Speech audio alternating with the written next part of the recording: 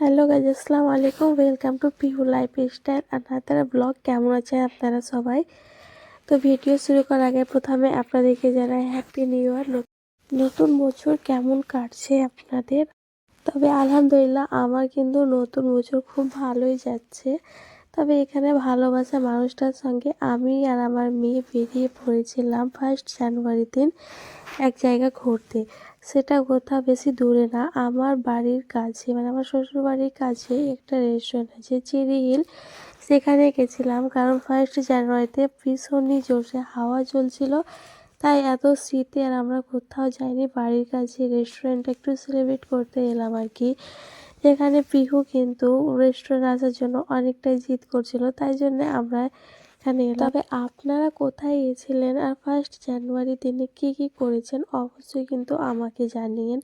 তারপরে এখানে আমরা চলে আসার পরে কি কি অর্ডার করেছি সবটাই কিন্তু আমি আপনাদেরকে দেখাবো। তারপরে আমি এখানে যতটা এনজয় করিনি ওর চাইতে ডবল এনজয় করেছি এখানে আমার পিহু সোনা।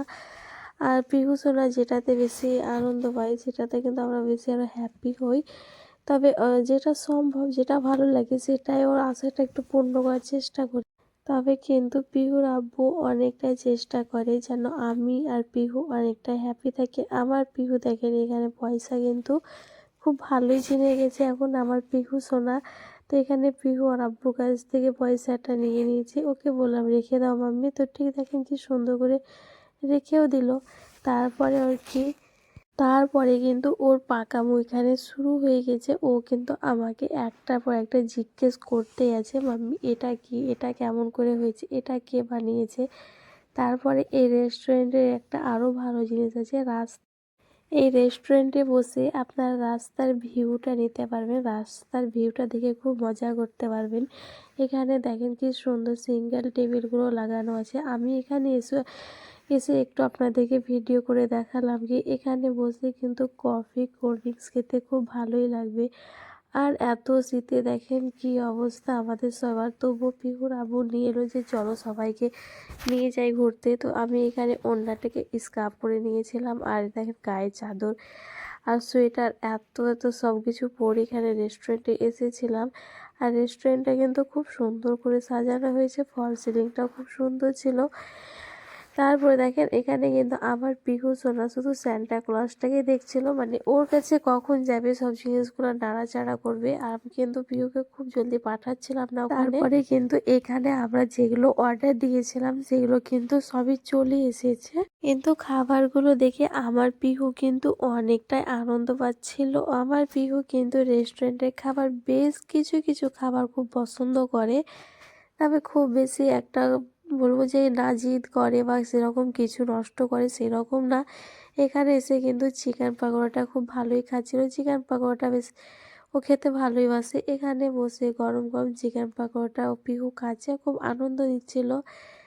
পিহুর সঙ্গে সঙ্গে পিহুর আব্বুও কিন্তু রিভিউ দিল যে সত্যি খুব সুন্দর হয়েছে চিকেন পাকোড়াটা। জানি না এত শীত পড়েছে তাই জন্য নাকি, কিন্তু খেতে খুব টেস্টি লাগলো।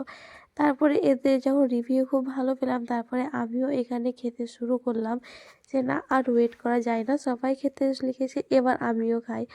তবে কি আর করার আছে, 2024 তো চলে গেল। 2024-এ কিন্তু অনেকে অনেক রকমের শিক্ষা পেয়েছে, তার সঙ্গে আমিও খুব শিক্ষা পেলাম। একটা মানুষ এসে কত রকমের চেহারা হয়, কত রকমের রূপ হয় সেটা কিন্তু খুব ভালোভাবেই বুঝতে পারলাম। আর সেই মানুষগুলো যদি আসল চেহারা নাই দেখাতো তো মনে হয় বুঝতে পারতাম না যে একটা মানুষের এত রকমেরও চেহারা হয়। তবে কি আর করার আছে, যে যেই রকম সে সেই রকমই থাকবে, যার যেমন ভাবনা সে ভাবনা সেরকমই থাকবে। তবে আপনাকে যদি কেউ বদনাম করার চেষ্টা করে তো সেটা কি আপনার ভুল বলেন না? আপনার না, আপনি তো এগিয়ে যাবেন। যে আর যেটা কাজ, যার যেমন চরিত্র সেটা সেরকমই থেকে যাবে। তো আমিও সেরকম 2024-এ যা বাস খেয়েছি, মানে লোকে যা আমার বদনাম করেছে সেগুলোকে সব আমি পিছিয়ে রেখে দিয়েছি। এখন থেকে নতুন বছর থেকে এখন শুধু আমি এটাই মনে করব যে নিজের চোখ কানটা সবসময় খোলা রাখতে হবে, যে যেরকম তার সঙ্গে ঠিক সেরকম ব্যবহার করতে হবে। আমাদের চিকেন পাকোড়া খাওয়া শেষ হয়ে যাওয়ার পরেই কিন্তু এখানে নুডলস চলে এসেছে। এখানে নুডলসটাও কিন্তু খুব ভালোই ছিল খেতে, খেলাম খুব টেস্টি লাগলো। তারপরে কিন্তু আমি এখানে কিন্তু ভেজ নুডলসটাই অর্ডার করেছিলাম, আমাকে ভেজটাই একটু বেশি ভালো লাগে। তার মধ্যে কিন্তু পিহুর আব্বু আবার কোল্ড ড্রিঙ্কসও অর্ডার করেছিল, আর একদিকে পিহুর আব্বু কফি অর্ডার করেছে। তবে আর কি পিহুর আব্বু কিন্তু নুডলস খায় না, খুব একটা পছন্দই করে না, এদিকে ও কফি খাচ্ছে, কিন্তু কফিটা বলছিল খুব একটা ভালো ছিল না।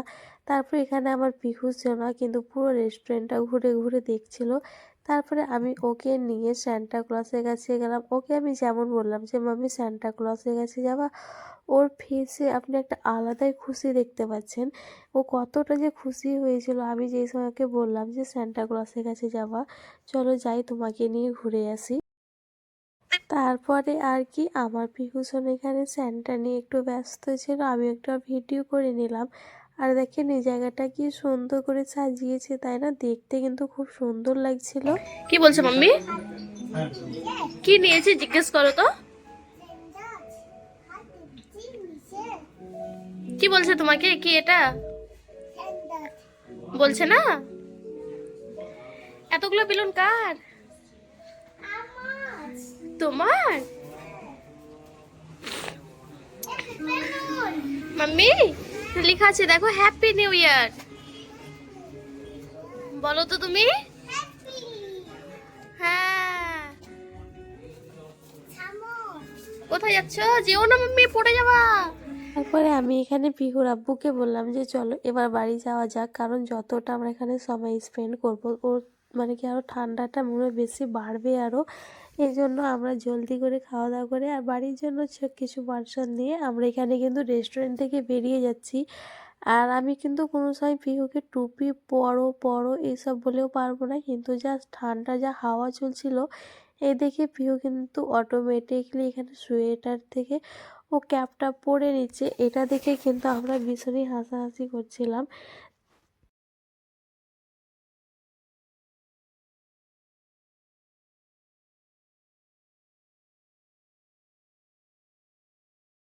দেন আমরা এখানে বাড়ি যাওয়ার উদ্দেশ্যে বেরিয়ে গেছিলাম। আমার শ্বশুর বাড়ি থেকে এই চেরি হিলটা মাত্র হতে পারে বাইক থেকে 10 মিনিট মতো।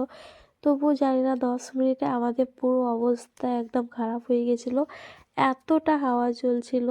তা আমি ভেবেছি আর কোনোদিনও কিন্তু আসবো না। তবে আমি শুধু ভেবেছিলাম যে যদি না যাই তো পিহু একটু দুঃখ পাবে, এই কারণে আমি আরও গেছিলাম। আর আমাদের ফ্যামিলিতে চলে এসেছে একটা নিউ মেম্বার, সেটাকে তোমাদেরকে কিন্তু আমি অবশ্যই দেখাবো। তো নিউ মেম্বারটা এখানে কিন্তু ঘুমোচ্ছে, খুব শান্তিতে ঘুমোচ্ছে এত শীতে। তারপরে আর দেখো কোথাও যাবার আগে তো পুরো রুমের অবস্থা ঠিক এইরকম হয়ে থাকে, সবার থাকে কি জানি না, আমার তো কিন্তু প্রায় এটাই হয়ে থাকে। বাড়ি চলে আসার পরে কিন্তু রুম দেখে খুব মন খারাপ হচ্ছিল। তারপরে কি আর করার আছে, মোবাইল ড্রেস চেঞ্জ করলাম, মোবাইল রেখে পুরো বিছানাটাকে এবার ঠিক করে নিব। তো এখানে প্রথমে আমি বেডশিটটাকে তুলে নিচ্ছি আর কি। আর এখানে পিহু যেহেতু ছোট তাই জন্য আমি এখানে প্লাস্টিকটা ইউজ করি। এই প্লাস্টিকটাকে দেখে সবাই আবার খুব নেগেটিভ কমেন্ট করো না, কারণ যার বাড়িতে ছোট বাচ্চা আছে তারাই শুধু এই প্রবলেমটাকে ফেস করতে পারে। তারপরে এখানে আমি কিন্তু মোবাইলটাকে রেখে যতটা পেরেছি তোমাদের সঙ্গে ভিডিওটা করার চেষ্টা করেছি আর শেয়ার করলাম। তোমরা হয়তো বুঝতে পারছো এক হাতে ক্যামেরা করা, তারপরে ঘর গোছা এসব ধর একটু খুব বিরক্ত হচ্ছিল। আর পিহু কিন্তু আমাকে ভীষণই জ্বালাচ্ছিল, মানে কি আর কি মোবাইল নেওয়ার জন্য কান্না করছিল। যতটা পেরেছি ভিডিও করলাম, ভিডিওটা তোমাদের সঙ্গে শেয়ারও করলাম।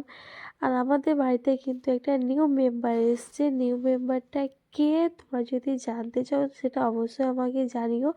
এই নিউ মেম্বারের জন্য কিন্তু আমাকে 7 দিন পুরো বাড়িতে একাই থাকতে হয়েছে।